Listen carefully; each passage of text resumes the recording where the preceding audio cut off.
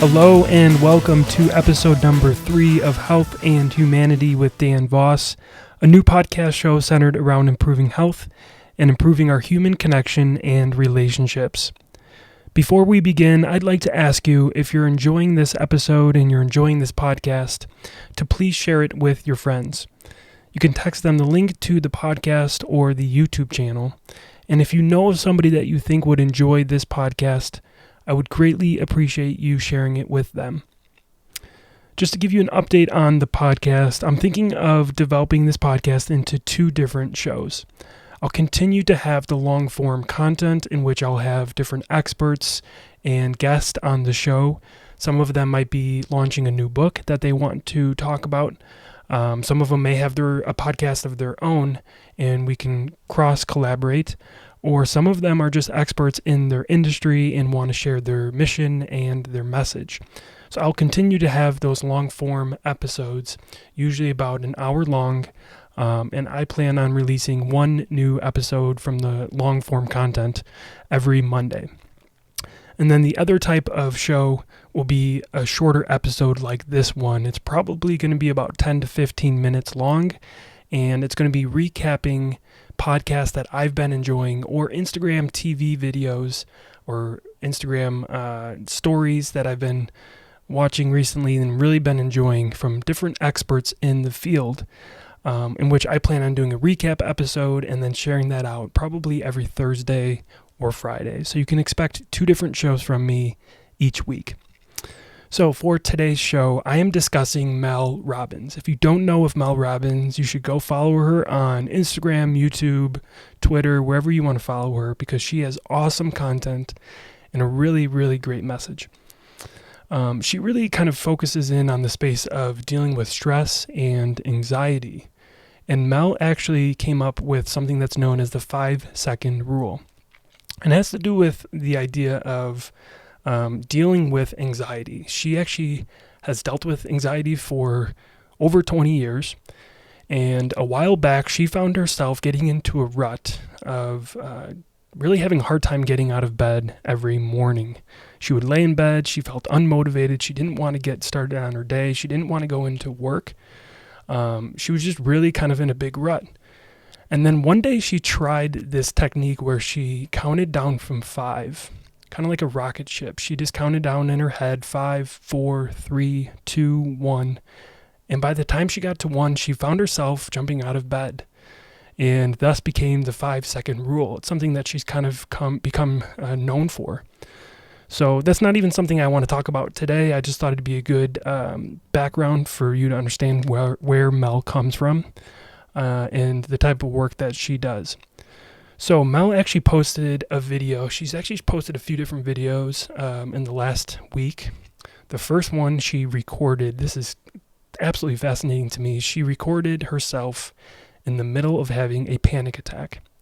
And she talks about how she has not had a panic attack in about 6 years, but with everything going on and the anxiety levels that she's been facing, she fell into a panic attack, and then she actually decided to flip her phone around and hit record and show her audience the experience of what a panic attack looks like and how she coped with it and how she fought through that.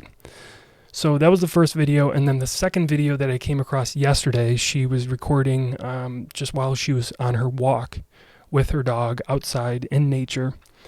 And she talks about the concept and the topic of dealing with anxiety.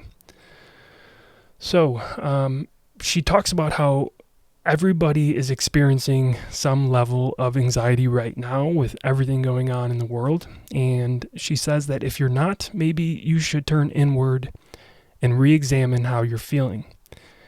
And I actually have a personal example of this. This is me becoming vulnerable and sharing with you that this morning, I actually found myself crying for really no reason at all. And the reason why I say this is me being vulnerable is because, as a grown man, it's tough to admit that we have moments of weakness. So what happened with me is I actually found myself really burying my emotions these past few days and the past few weeks. I kept myself from accepting the fact that everything isn't okay. I kept telling myself that it's going to be okay. There's light at the end of the tunnel. We're going to get through this. But really, I was being overly optimistic, which was unrealistic. And let me repeat that. I was being overly optimistic, which was unrealistic. And what I mean by that is it's okay to be positive. It's okay to have a positive attitude, but you can't be unrealistic about what's going on in the world. So what I was doing, I was really burying my emotions of feeling overwhelmed of what's going on in the world, the uncertainty of it all, what's going to happen to my business. There was just so many emotions and the feeling of being overwhelmed that I just kind of buried. And it just hit me like a ton of bricks this morning. And I found myself in my bedroom here just crying.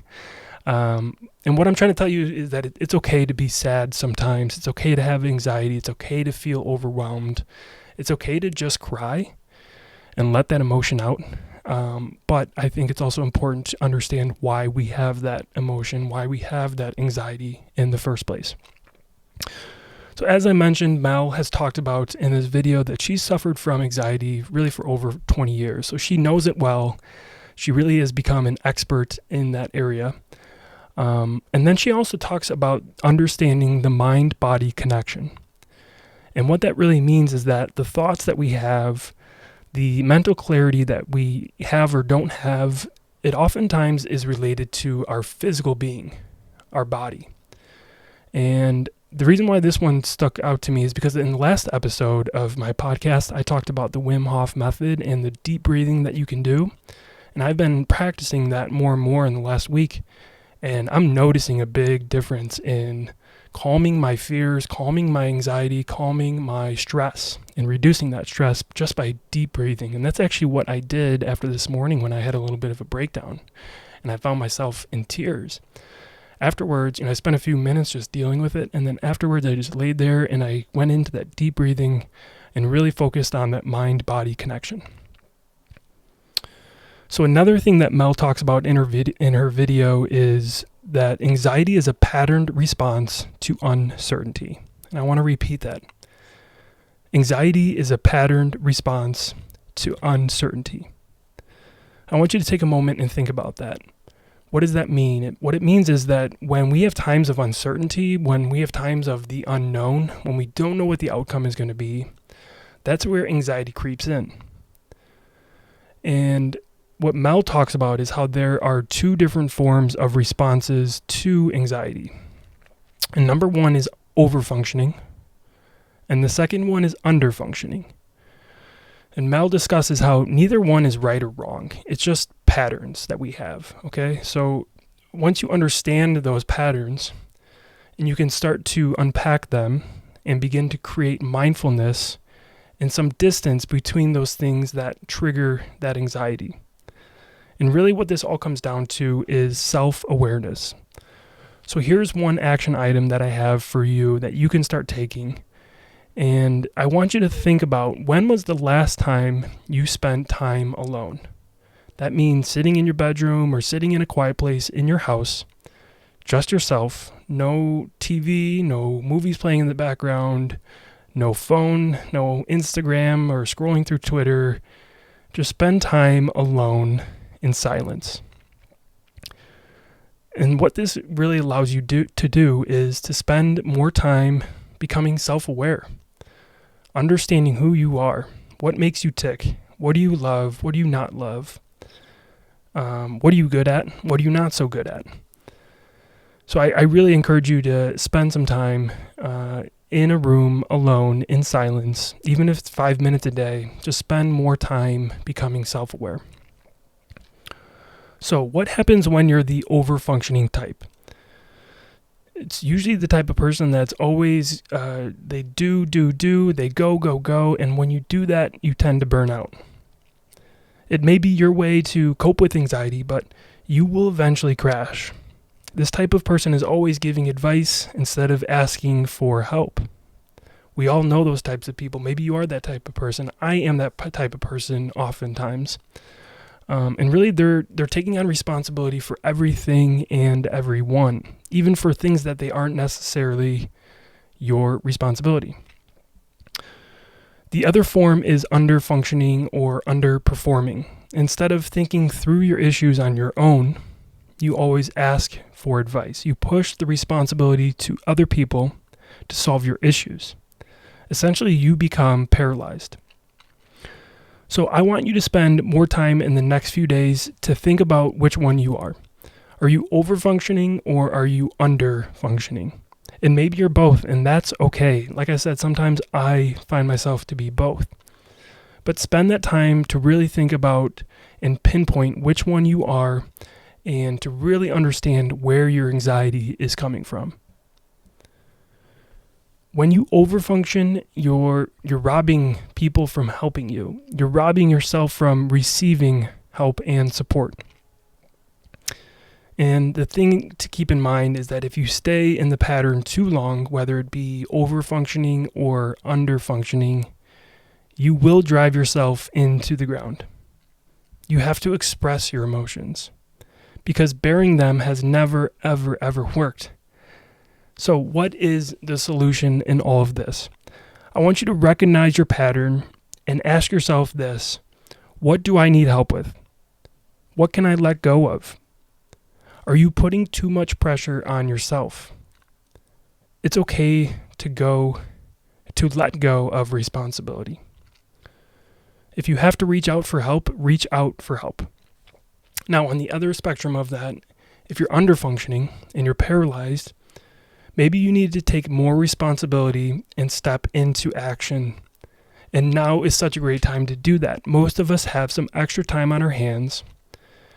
And I want you to take that time and look for areas in your life where you can step into action.